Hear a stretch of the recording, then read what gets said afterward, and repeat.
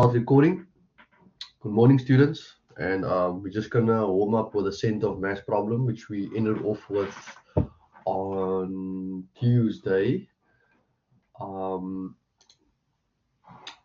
Yeah. Okay, so I'm leaving it open to everyone, and then you guys can just yeah. So I'm just gonna okay, cool. Right.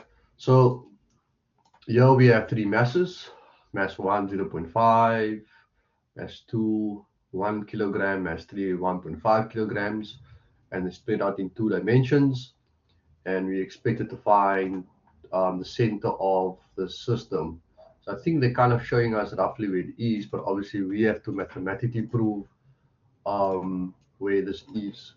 So if you recall, and because I'm lazy, what we essentially have to do is to find the x coordinate. We sum up the product of mass times the distance there, and then we also have to sum up the masses, right?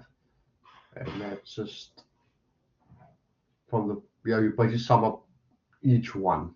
I think we can article, and we do exactly the same for the y, but the difference is we have to use the y coordinate over here and sum up the masses over there.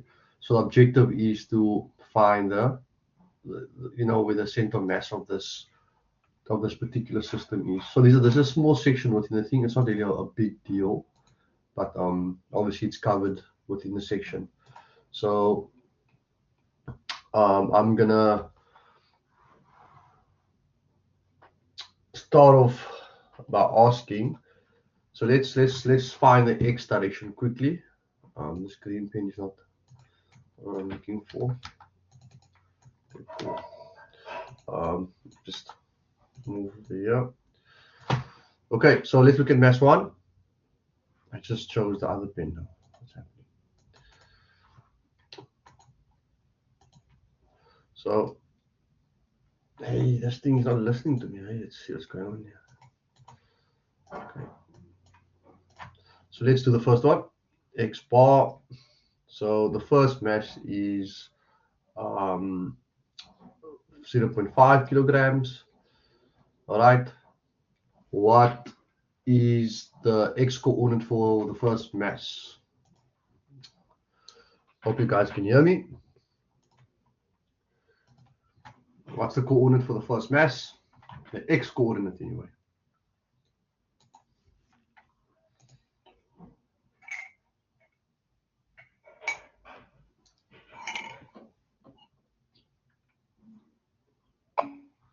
Thank you, Afrika.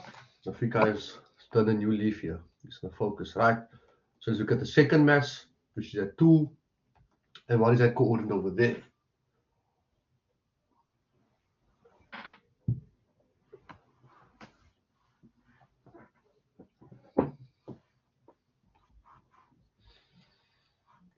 I should zoom it up for you guys. Well, that's for Mr. Nunu sent for the first one. And for the second one, get 2 exactly. Thank you, Nfundo. And then for the third mass, which is what's the weight there? Or sorry, the mass is 1.5, and that's going to be what's the x coordinate for this one?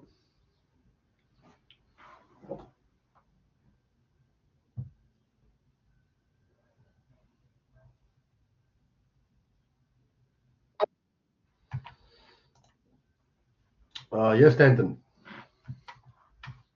Is the method into one? Oh, thank you. Yeah, someone just mentioned that now. Thank you very much, guys. Why aren't you erasing? This thing's behaving quite funny. Okay, yeah, got that. I got that. Don't worry. Thanks for picking that up. But my eraser's not listening to me. Jeez. Okay, here. So it's 1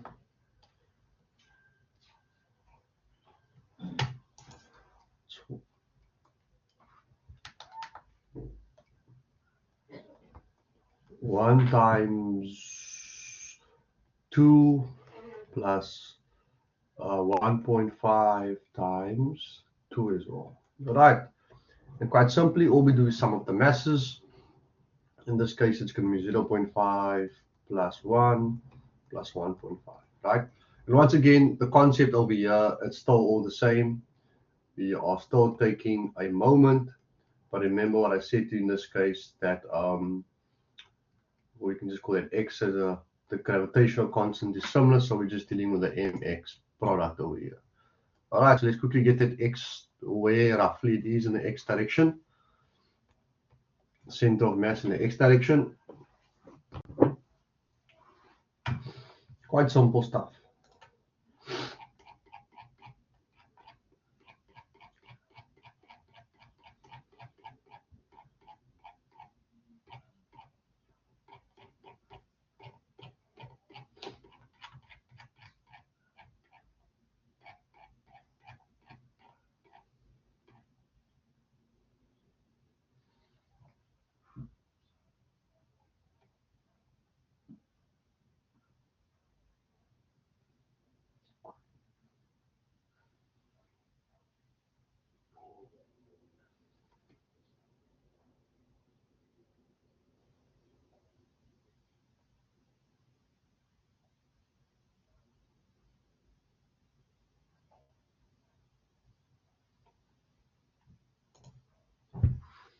All right, what did you guys get?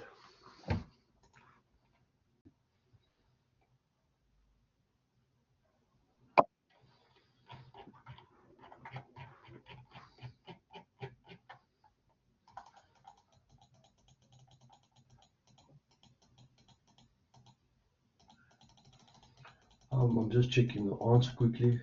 1.67, I believe. Yes, fantastic. Thank you, Nofundo. Yep, 1.67 meters. Okay, that's fantastic. All right, that's done. I hope you guys got that. And for the y, we do exactly the same thing, but obviously we consider the y directions. So for 0.5, the y for the first one would be 1. Okay. For the second mass, which is 1, in that case it'll be 0 because there is no y coordinate over there. And for the third mass, it's going 2 up, right? So yeah, so it's 2, and we just divide all of this by the total of this, which is 0.5 plus 1 plus 1.5. Okay. You guys agree with my y coordinate?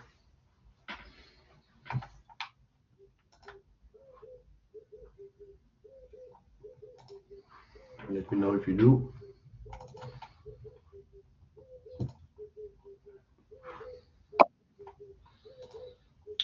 Fantastic, and you should get an answer of 1. I don't agree with that, unless I wrote something wrong down. That's my mistake. Yeah, thought so. This is 1.5. Sorry, mastery is 1.5, guys. So just be careful. Don't trust me too much.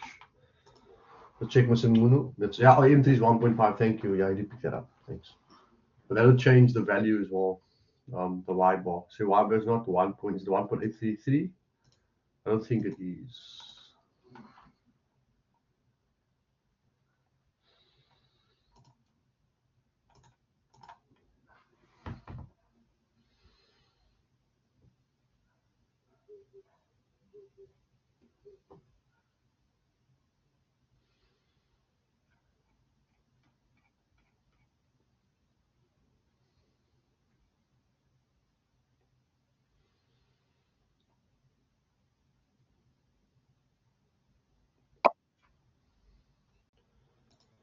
Yeah, should be 1.17. That's correct. Okay. Did we all get that? Now just a nice recap on how to do these problems.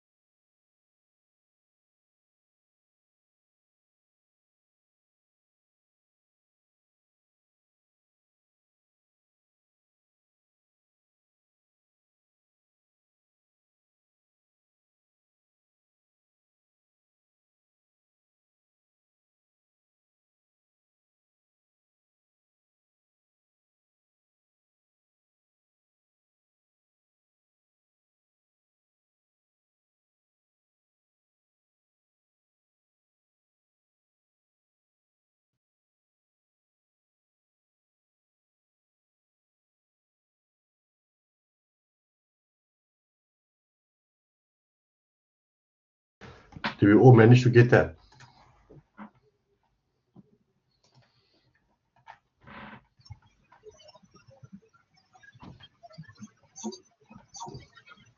Did we all get that, guys?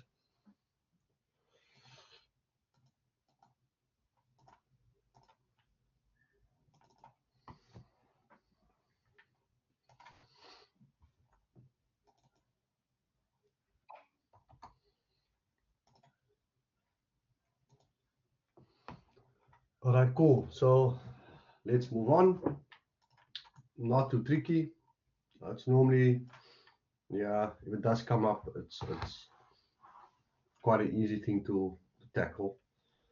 But so what I'm going to be doing now is one example on this, and that's on page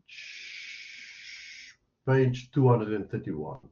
Okay, so I'm gonna snip tool, obviously for us. It's a system of rods. And over here, and we're gonna solve this one, and then you can do the other one for homework, right? So I'll just paste it for you. Then we can commence on this. All right. So like I said, you can find the center of mass in 3 dimensions. We're exclusively only looking at 2 dimensions for this level of physics. Right, okay, so this text is not exactly the same, but I mean, yeah, we can obviously just take it over here. Just stretch it there, but that's too much. Okay. That's fine. And then I'll just get the. Okay, so this is one of the next examples in the textbook, right? All right. I'm hoping we all there. Okay. So I just want to make you aware. Do you guys know the formula for mass? Does anyone know the formula for mass? Is anyone familiar with that? Lungi, Joseph,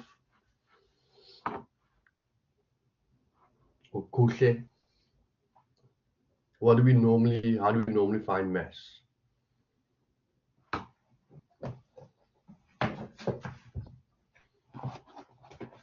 Is anyone familiar on how to calculate mass?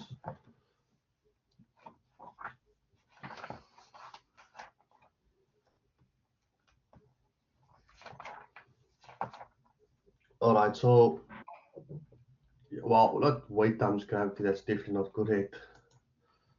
I mean, you mean the weight is mg, right? So I'm not talking about the weight. So mass is defined as density times volume, right? Um, I'm not sure if this is covered in high school physics, but obviously it should, right? But density is in kilogram meters squared, and volume is obviously meters squared, and then this two will divide out, and you're left with kilograms, right? So this is not something which is taught in this book.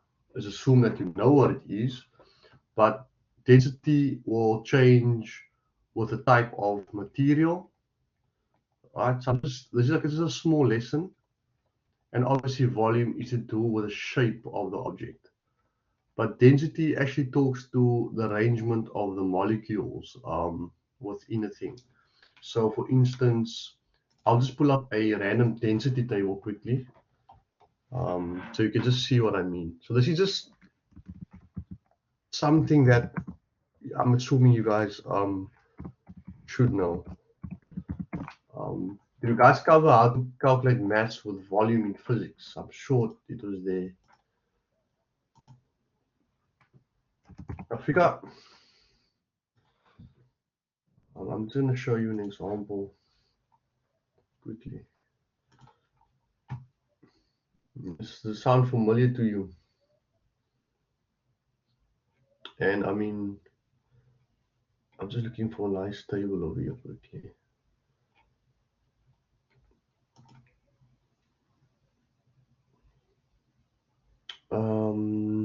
And of course, whether it's a fluid, solid, or gas, it will have a different density. Obviously, it depends on the molecules. But I'm just gonna show you a brief one. What's Africa saying? So I'm just making a window, so but maybe other schools did. All right, so anyway, just looking at typical densities, and then they have obviously the dimensional analysis on there. For instance, gold will have a density of 19.3 or 19,300. Lead will have 11,300. Aluminium will be 2,700, and it will be 1,000 kilograms per meter squared. They're all function of temperature, which means that as temperature changes, they change as well. But I'm just showing there is a formula for mass, which is density times volume. And obviously volume, it depends on the shape of the object. If you're dealing with a cube, it's obviously all the sides times together. Obviously it's different for different objects, but nevertheless, I'm making you aware. But what's peculiar in this problem, they talk about something called a linear density. So they assume that it's all the same in one direction. So therefore, we first need to find the mass by timesing by the length of this particular rod. But nevertheless, I just thought that's a small lesson, just in case people don't know how to find masses. It will be density times the volume. I hope that's clear to everyone. Okay, so looking at a system of rods over here, we still find the center of mass, but just the different spin on it. So they're saying a rod system with a uniform linear density of 5 kilograms per meter. As you can see, it's not meter squared, but per meter. Is cast into an irregular upside down T shape, right? So that's the T shape they're talking about, as shown in that figure. With rod 1 being the horizontal rod, the one laying flat, and rod 2 being the one standing straight. They say neglect the diameter of the rods. The reason why they're mentioning that, because typically with the diameter you can obviously find the volume. So that's obviously something which is important. But in this case, they're going with the linear density. So they say find the mass of each rod, and then determine the center of mass of each rod. Okay. Of each one, and then you calculate the center of mass of the system in the XY plane. So we first have to find the masses of each one, and then the center of mass of each individual one, and also the center of mass of the whole system. All right, hope that's clear. But what I want us to do now is just quickly find the masses. But for this question, because of the units, So the first mass is going to be it's 5 times the length of the first rod, which will be 3. You guys can give me that answer. And then for the second one, it's going to be 5 times the length of the one going right on top, and that's going to be 2. Is that clear to everyone? So that's 15 kilograms, and that's 10 kilograms. Is that clear?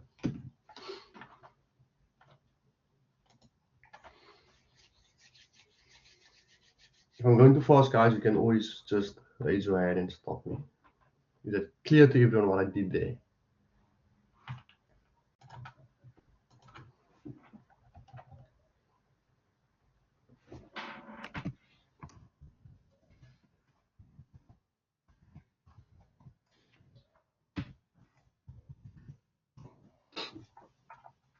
Nothing really crazy, I assure you.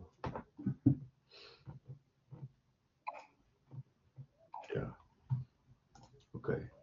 So how do you find the volume? So that's a good question. So what I'm telling you, Gift, is that they giving a linear density that's per meter, right? They didn't give us the volume, right? So we're just timesing it by the length of the rod. So if you look at the first rod, over here, that's 3 meters, hence 3 over there. For this one, it's 2, goes 2 up, and therefore that's 2. So it's per meter. I hope that answers your question over there.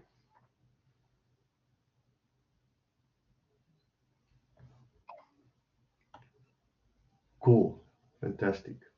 So if you are to find the actual volume now, I'm quite taken back when I'm looking at this book, because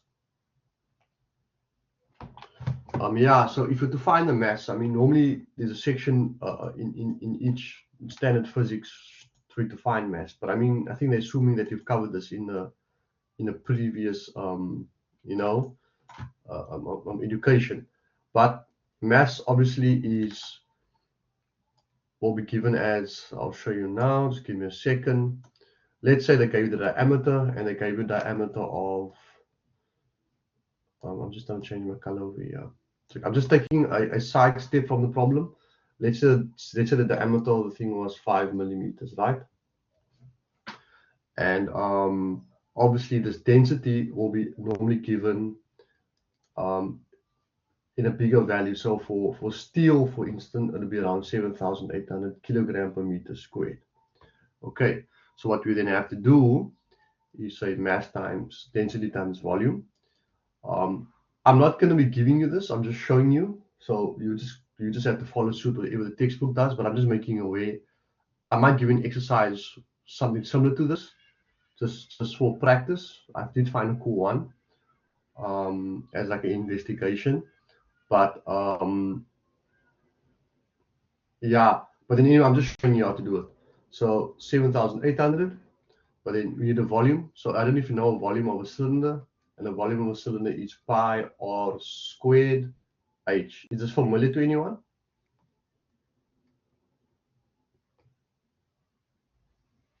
This is just a side step from the problem.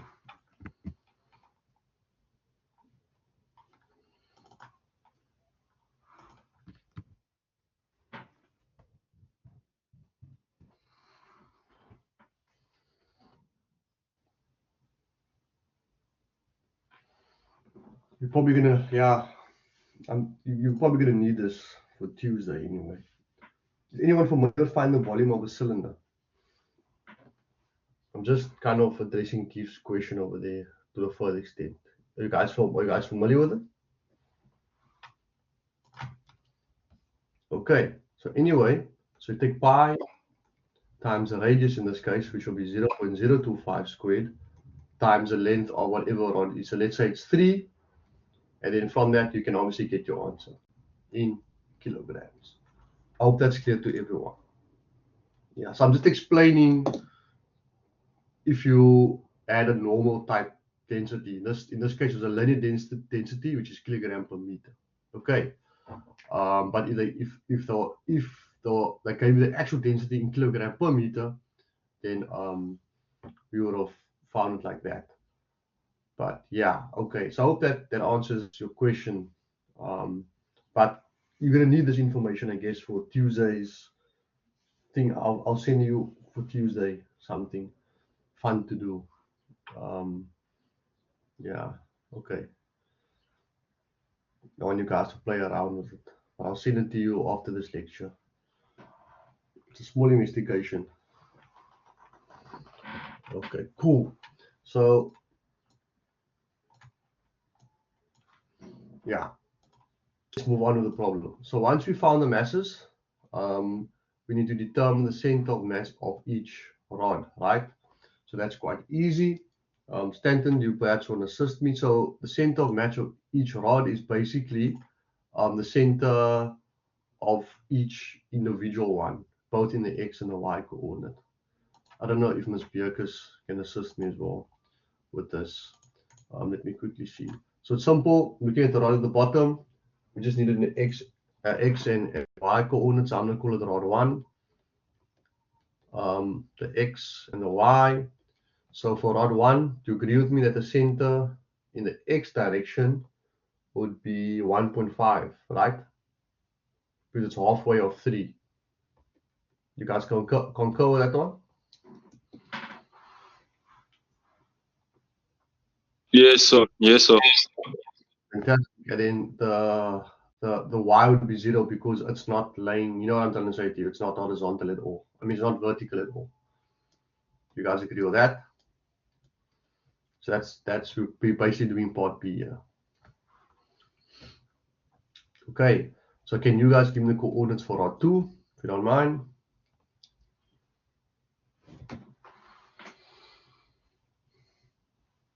Page 232 in the textbook.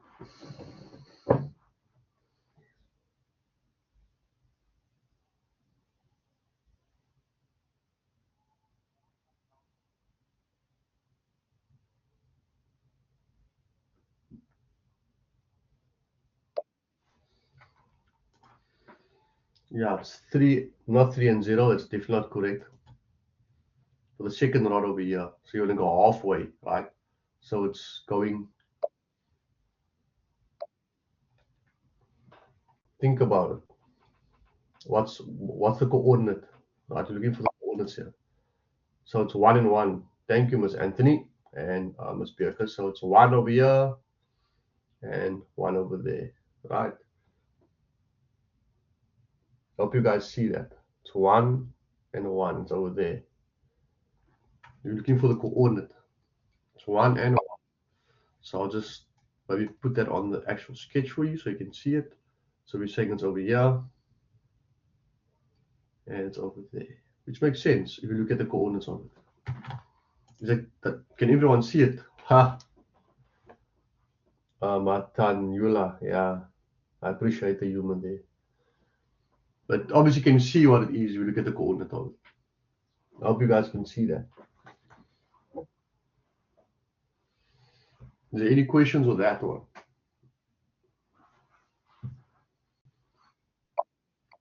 Yeah, perfect. A lot of things, it's just kind of disguised into different ways how they articulate it. Okay, so I think we're okay with that. And what you can do now, just to test your knowledge, is find the x direction, right? So it's again simple. We take mass 1, x1 plus m2, x2 over m1 plus m2. And we're essentially using those coordinates over there. Okay, to find the center. All right. So for the first one, our mass was 15, and for the x, it's 1.5, right? Plus the second rod, the mass was 10, and then it was 1. And all we do at the bottom is sum up the masses. So I'll say it again, 15, right? That's the mass of the first rod, which is the horizontal rod. And we times it by 1.5, which is over there, that coordinate. then it's 10 the second mass, and then times by 1, which is the x direction.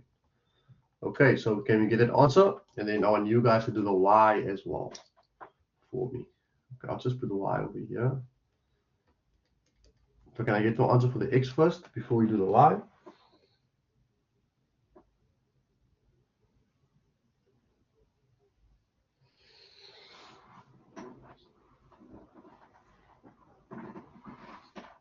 It will all make sense if you actually look at it once we.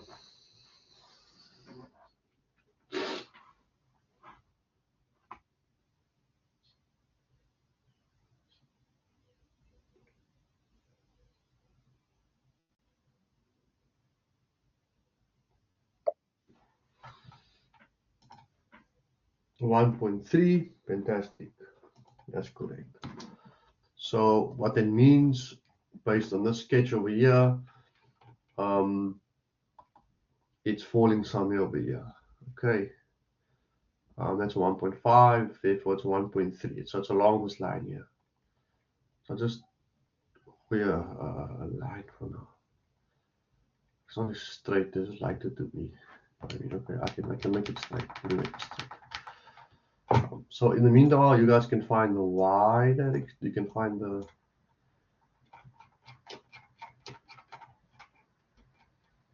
You guys can find the y for me. So I'll say it's around there. Okay, you can stay there. Thank you.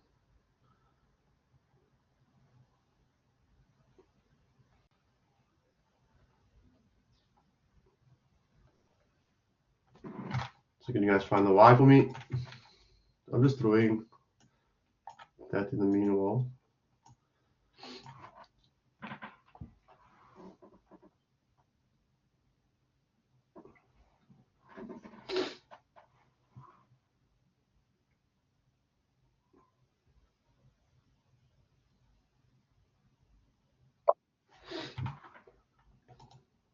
And the y is 0.4. Do we all get that? Make sure you get it, guys. Remember, you're always practicing during lectures as well. I agree with the 0.4. Precious is seldomly wrong. And 0.4 is somewhere here. Yeah, somewhere over there. And just looking at that now, the center of mass is around there. I hope you can see that. That's 1.3 and 0.4. Okay. Nice question. Oh, it makes sense. Obviously, you're fortunate to have one of the best physics lecturers. It should make sense. You got it, Mata and Yula? Are we all happy with this? So again, I don't know why they throw the section in here, but I mean, okay. Yeah. Guys, are there any questions before I move on?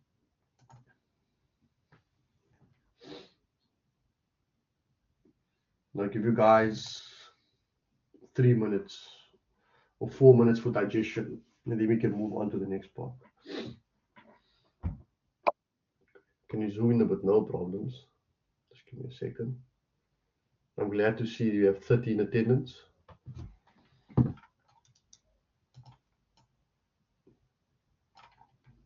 I don't know exactly what I should zoom in, but yeah, I think just let me know.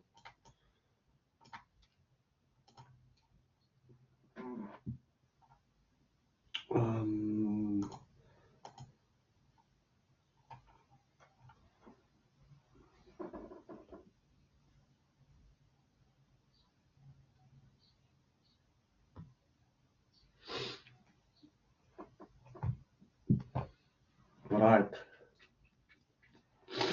It's Charlie. Therefore, you guys following?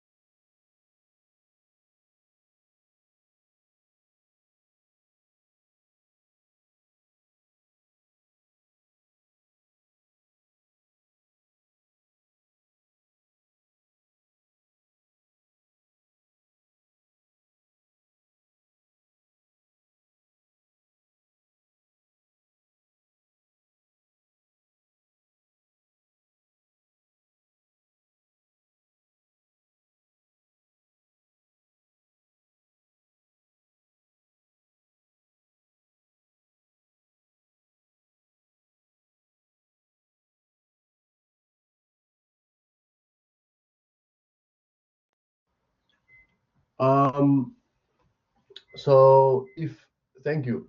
So if in a test, I will probably give you the volume of different shapes. Simple quickly, you need to refresh. That's that problem.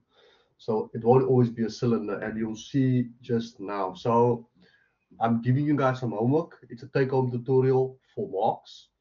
I'll post on Blackboard after the lecture, and I'm going to show it to you now. Just give me a second. It's based on the center of mass, and you must have it. Oh, on Monday, sorry. It's for Monday. Okay. I'm going to post it up here. Can you guys see it? Just zoom it up a bit.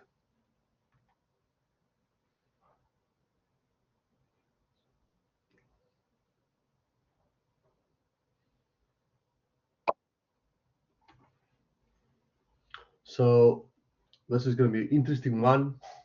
I want to see if you guys are able to do it. Let's deal for Monday.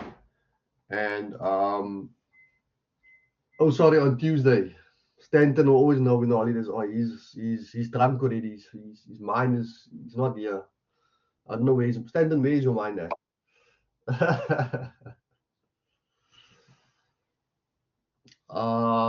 So this will be the exercise due for Tuesday. And what we have over there is a plate with 4 masses on the side, and you guys are required to find the center of mass of this setup. Yeah, so I'm hoping you guys are smart enough to do it. The answers are there. Just looking at this question, can you tell me which volumes would you require? Or someone can just type it in the chat for me. I'm just gonna zoom it in a bit so you can exactly see. Hope you guys can see this. And this is for 2% as well. Probably 2%.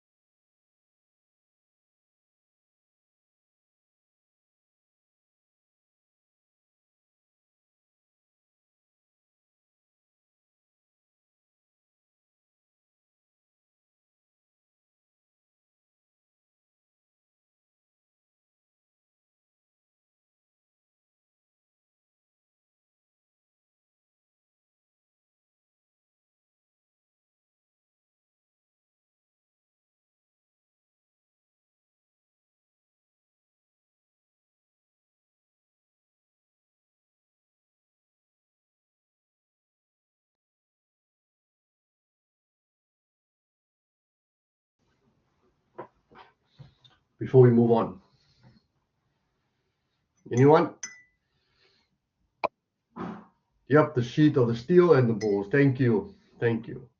So obviously the sheet of the steel would be a cube or something like a cube, not a cube, you know what I mean? It's a rectangular prism, I think, or something like that. And then obviously a sphere. You can easily find the internet as well, the volume of that. So I'm not going to tell you, but you guys can obviously figure that out. But obviously mass is equal to density times volume. So make sure you're able to do that. So we'll go over it on Tuesday when I see you, but you obviously have to submit it as well. So is it clear to everyone? So I'll post it after the lecture. It's a nice fun one to do, and the answers is given there, so you'll know if you're wrong or right anyway. Is it clear, everyone? Ms. Bierkes, no groove for you, unfortunately.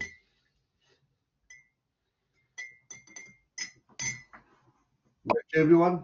Okay, thanks, Benny. Cool. Walk in the park, this one. That's actually not difficult, yeah. It's really not difficult. Should be fun. Okay, so let's carry on with the lecture. Okay, so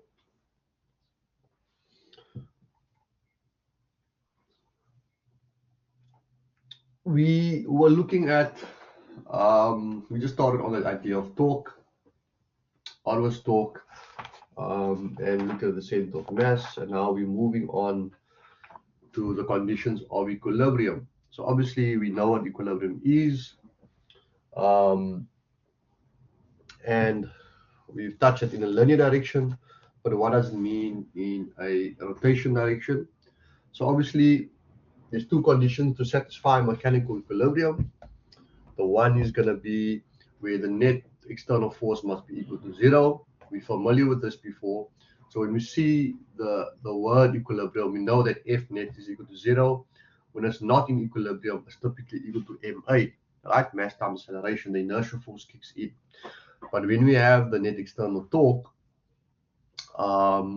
this is also another condition of equilibrium, exactly the same as the forces, and that's also equal to zero. And if there is something called a mass moment of inertia, which you look at the next section, it'll be I times the angular acceleration. But for now, it's going to be zero, right? And the first condition obviously deals with the linear part, and the second condition deals with the rotating part. So all the problems we'll be looking at now will all be in equilibrium, unless stated otherwise. And obviously, I'll show you how to do them. The next slide, just go to that, and you'll see what I mean, obviously, but it's not really difficult. So again, just start to solve it. What we typically look at is the diagram of the system, draw a force diagram on the forces that you know, apply the second condition of equilibrium, and then we apply the first condition of equilibrium. So the second condition of equilibrium is basically doing our pivot, where the pivot is taking the talks about that pivot or the moment.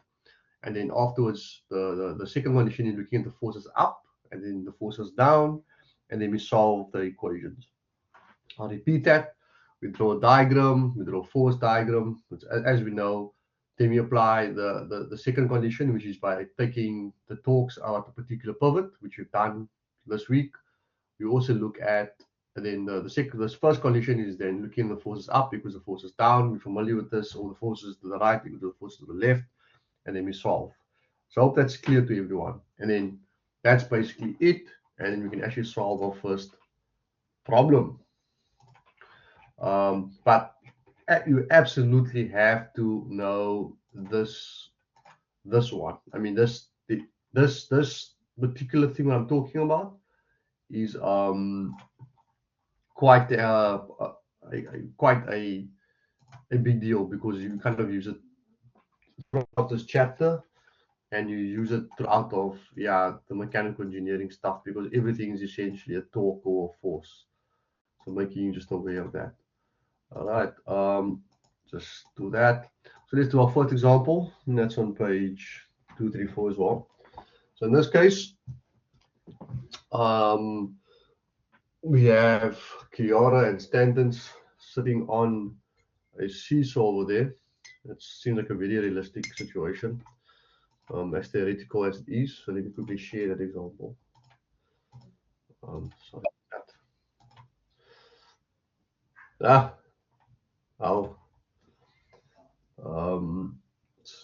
Give me a second. I'm grateful to have such understanding students at my bad humor.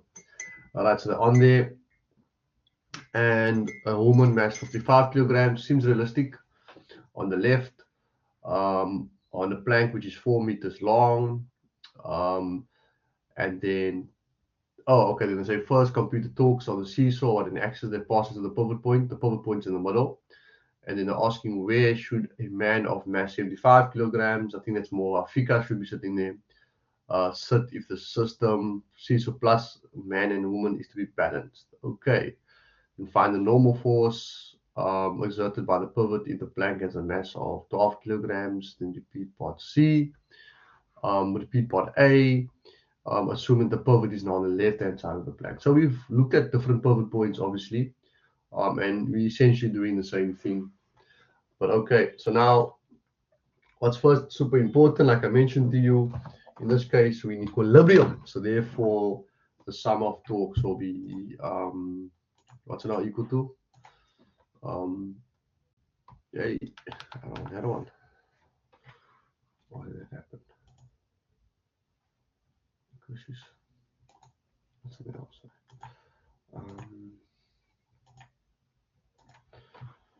That's going to be, that's the first thing we have to do. Sum. This should not behaving at all. Sum of the torques equals 0. Okay, just bear with me here. So the first thing we want to do, look at the situation during the force diagram.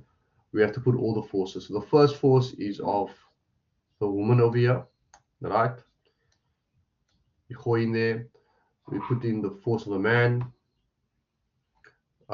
This should be the force of the seesaw, and this is obviously the normal force reacting to that. Okay, so obviously they have their own normal forces, but this is what's actually happening here. Okay, so once that is done, we put all the torques up. So torque of the woman, I'll start going this way. I'm gonna see that's woman plus the torque of the pivot plus the torque of the normal force. What can I call that?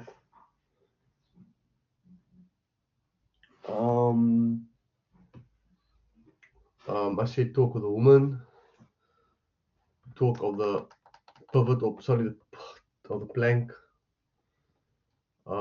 plus torque of the pivot,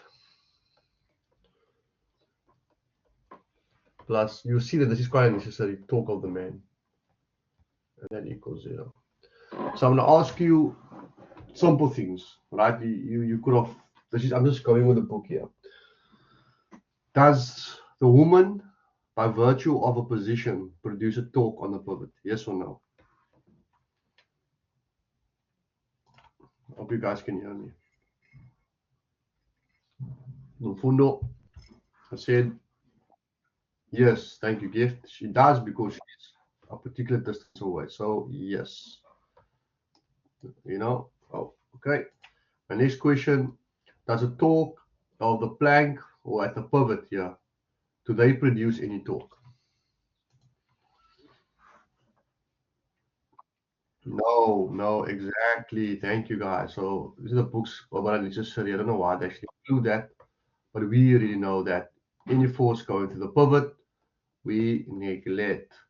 Does the torque of the man or Stanton produce a torque on the pivot?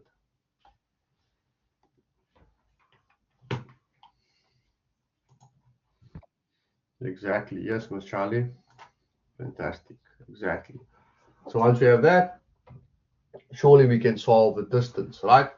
So I'll do our standard stuff. Try to do it at least. So we are assuming the pivot is in the middle, obviously, which is the seesaw.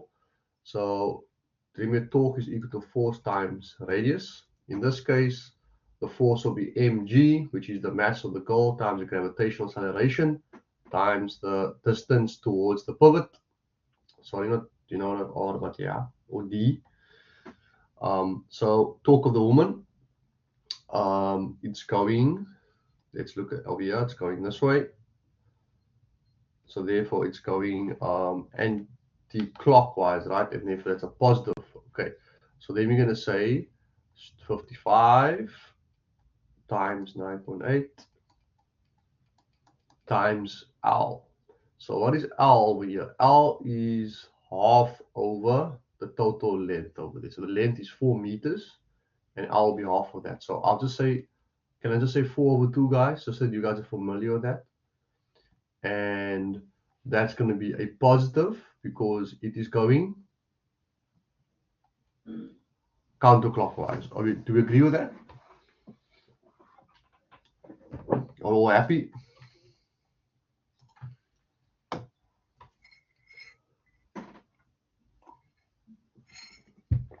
Is there any questions before I move on to the guy? Thank you. So it's counterclockwise. We'll just go into that pivot. Mario, Lungi, Lawrence, Joseph.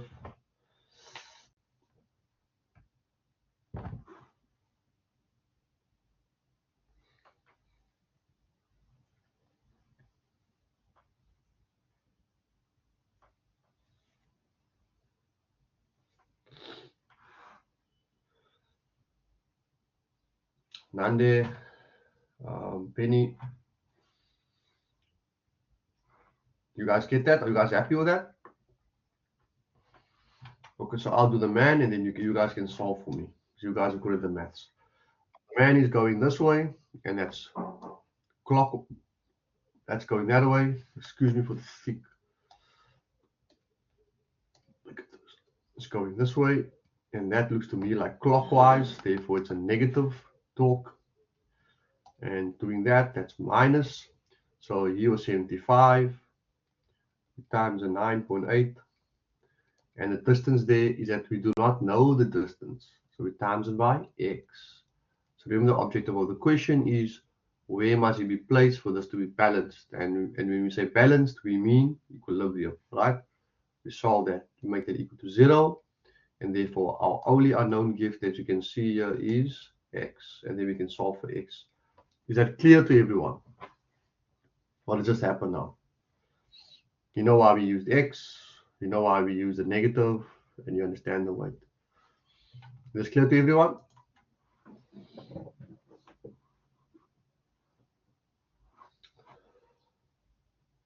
That's Anthony.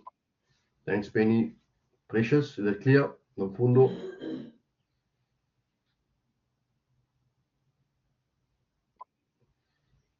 Fantastic. Welcome to SM150X.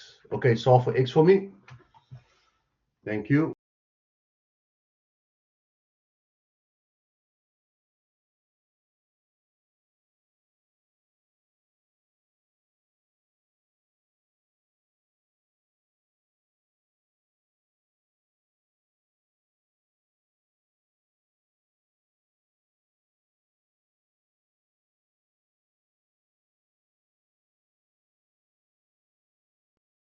Ms. Birkus, are you fast, eh? Taking things seriously, and you figured around 1.47. Is that true? Is it completely like that, or what's the decimals there? Listen, Nunu, what did you get?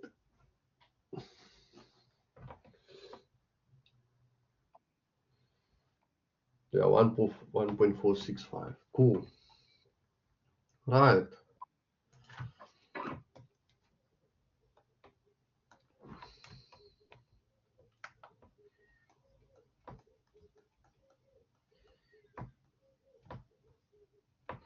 That looks good to me. All right, so we've done the first part.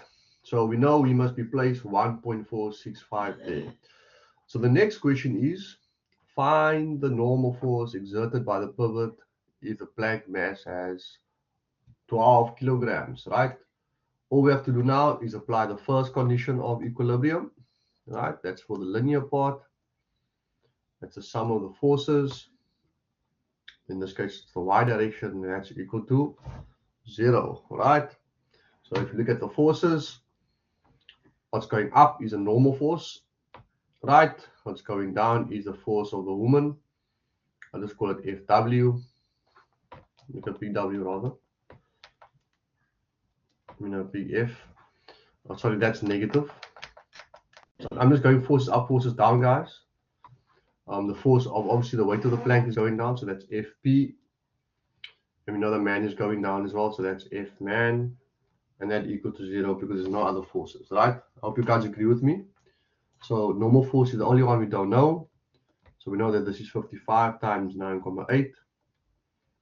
The plank's mass was given as 12 kilograms. I keep on saying 981, just forgive me. And the man was 75. Is that clear to everyone? It's quite easy, eh? You understand what I did over here, right? The spot here. You guys got that. So just forces up equals forces down. Nothing more, nothing less.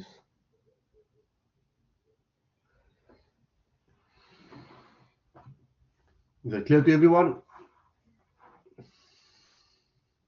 Any questions, you can always ask. So that's applying the second condition. So Mshengu, what I'm saying to you, what's the condition of first condition of equilibrium? We're looking at the forces up, forces down. The normal force is going up. The weight over here of the lady is going down. The plank has its own weight is going down. That's going down. So the normal force is going up. Obviously, we assume that up is positive and then downwards is all negative. And we just solve for n. Is it clear now?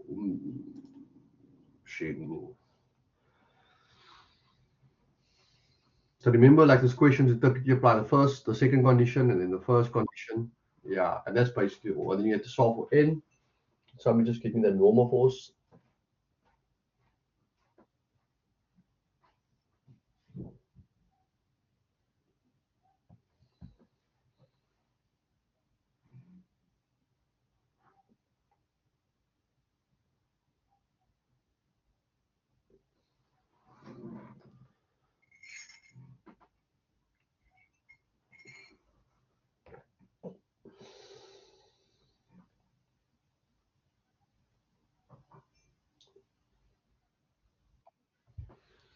Yeah, 313. So 313. Sure, not one. Are you sure that's exactly that? Because we're just adding.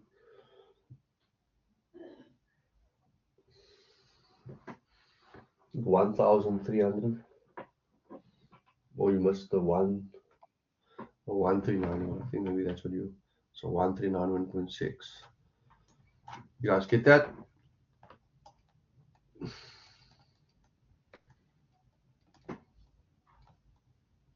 Newtons. All right. You all get that? You all understand what I did? The understanding is more important.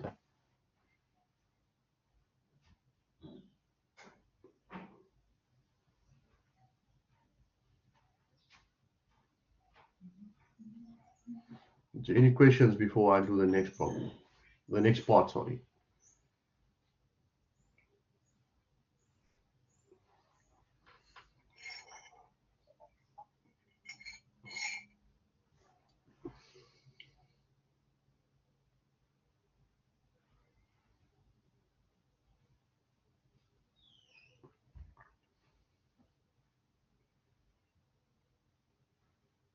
Any questions, guys?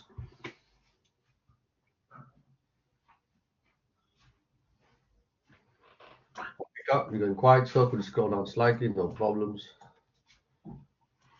It's simple, forces up, forces down, guys. It's really not anything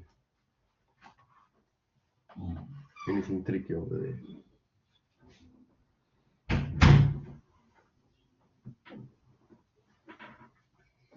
If you are lost, you can ask a question.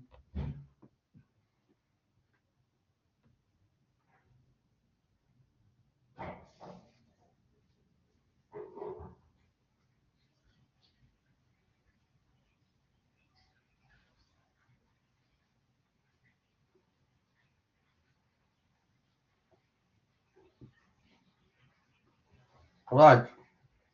Seems like everyone's okay.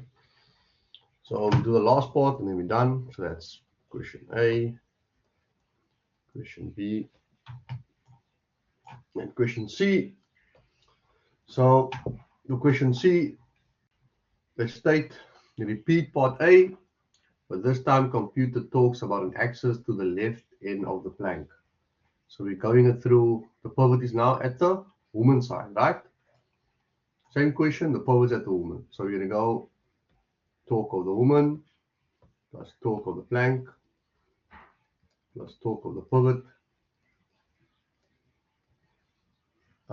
plus torque of the man, and we make it equal to 0, right? Left hand side. Okay, so I'm gonna ask you guys now, let me get my pen ready. Starting with the woman, assuming our pivot is over here now, is there a torque? Does a woman produce a torque at that point where we take, if the pivot is here now? So our pivot's where the woman is now, and is a torque over there? Yes or no?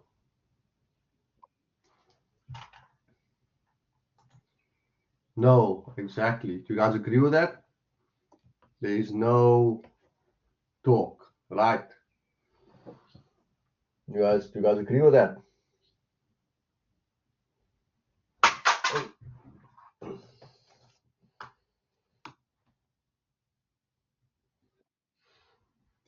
Cool. Yes, cool. So looking at the plank is this force over here, the weight of the plank. Do you think it produces a torque towards the left hand side? Yes or no?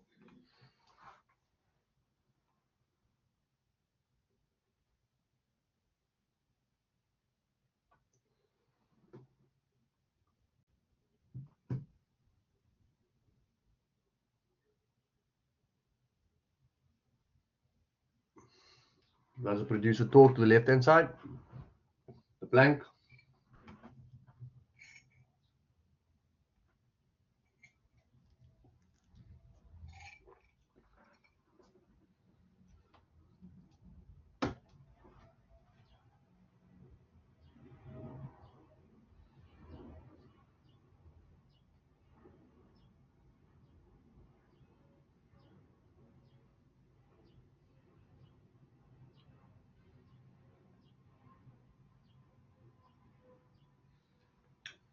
Does it produce a torque?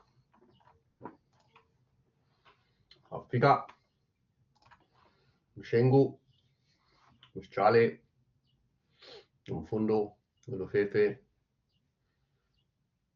Does the weight of the plank produce a torque that even? Yes, it does. Thank you.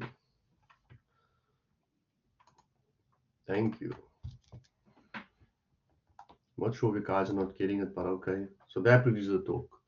The pivot itself, which is from the normal force, also produces a torque, and the man also produces a torque. Right? So we have those three things, and now we can solve again. Okay, quite simple. The weight of the plank was 12 times 9.8. Keep on saying 81, but the distance obviously is L, right? And in this case, it's going this way, which is clockwise. So that's negative. So 12 times 9.8 times 2, right? I hope you all agree with that. And then looking at the pivot itself for the normal force part, that's going counterclockwise. And from what I understand, we found the normal force already, right? So the normal force is going to be, should it not be the 139 again? Yep. The 139 we found earlier on.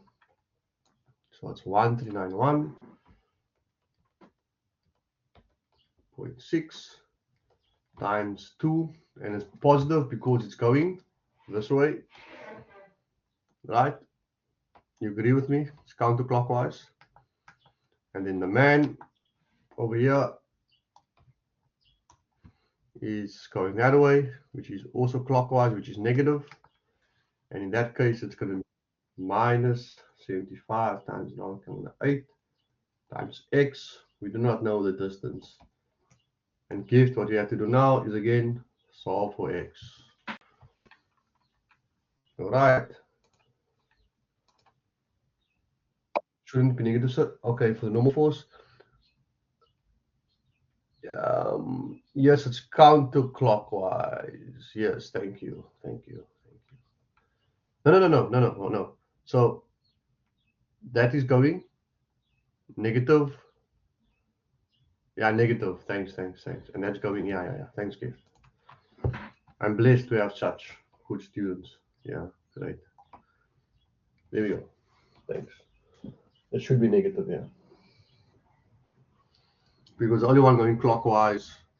No, man. So this is going clockwise, that's negative. This is going counterclockwise, so that's positive, right? That's going clockwise, so that's negative. Yeah. No. You think you're out. Just check. Remember, clockwise is negative and counterclockwise is positive. Are you with me, Gift? Can someone solve for x quickly?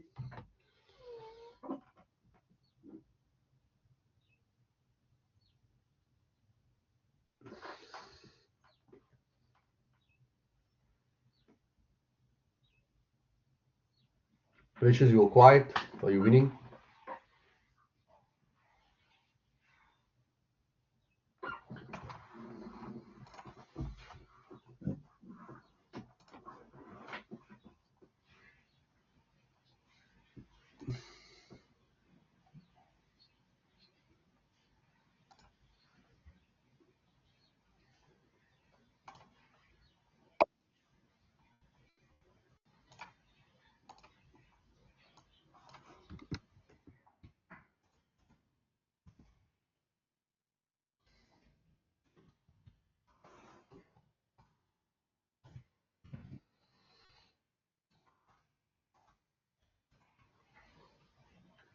No, it shouldn't be 3.647. You should get exactly the same answer.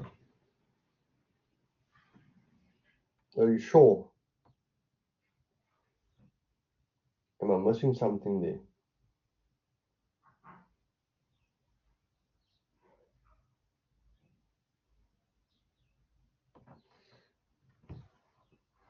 Can someone just confirm you should get exactly the same answer? Yeah, it's 1.47. Yeah. You guys get it?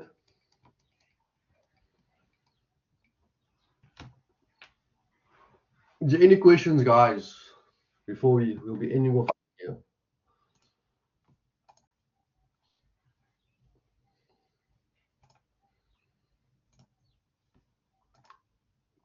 It's not 3.562, definitely not. Are you guys missing something, or did I miss something there? Because it definitely should be exactly the same. And Funo, maybe you should tell them maybe what are they doing wrong there. So you're gonna add that. Yes, Afika.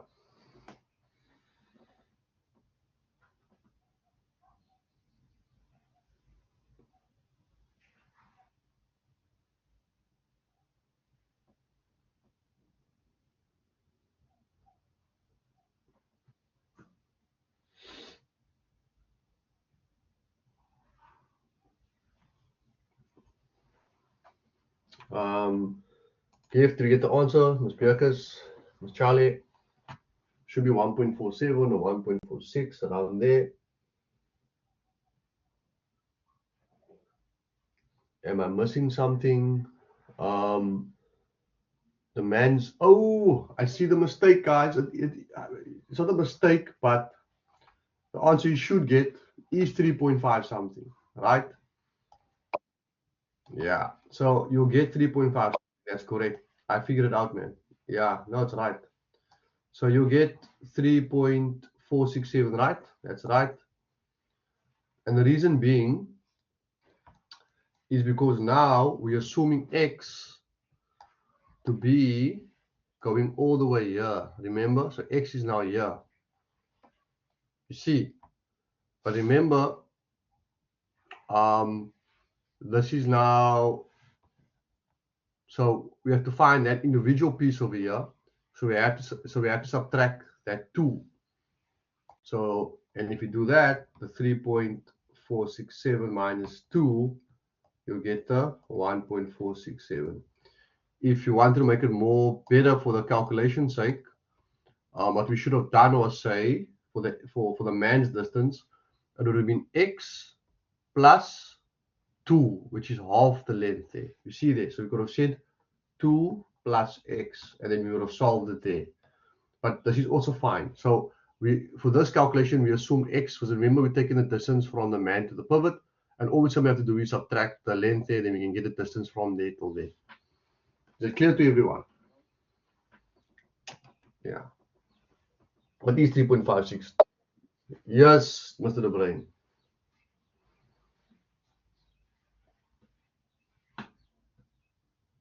Okay. Yeah. Is it clear to everyone? Yeah. So that's basically all. What's important when you're dealing with equilibrium stuff, especially for both the second condition, it doesn't matter where you take the pivot because it's standing still, you should get the same positions in terms of the x distance for it to be in equilibrium. I hope that makes sense. It doesn't matter where you take the pivot. You can do the same thing, assuming on the right-hand side, take the pivot on the right-hand side. Because it's in equilibrium, you should find exactly all the same distances in terms of where the positions are. Because if they're not in that particular positions, the beam will obviously either go up or down depending whether you're on where the male or the female side is. I hope that's clear. So guys, we're at the end of today's lecture. I've posted the tutorial due for Tuesday. Make sure you have it ready for submission on Tuesday. If there's any questions with this, you can ask me now. But otherwise, we are at the end of the lecture. And yeah, thanks. So if you have questions, you can ask it now. And yeah. So what are we calculating? We are calculating the distance. We're repeating the same question A, but now we're assuming the pivot not to be in the center, but at the end. But we still calculate the distance where the man should be placed so that the seesaw can stay stationary without it moving back and forth. Or there's no torque basically happening.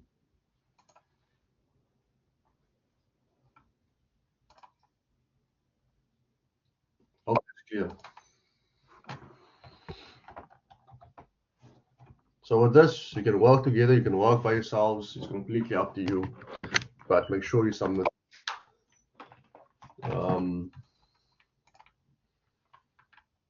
I've already told you this, what topic. So it's on your Blackboard announcement, Stanton. I told you which topics you should prepare for.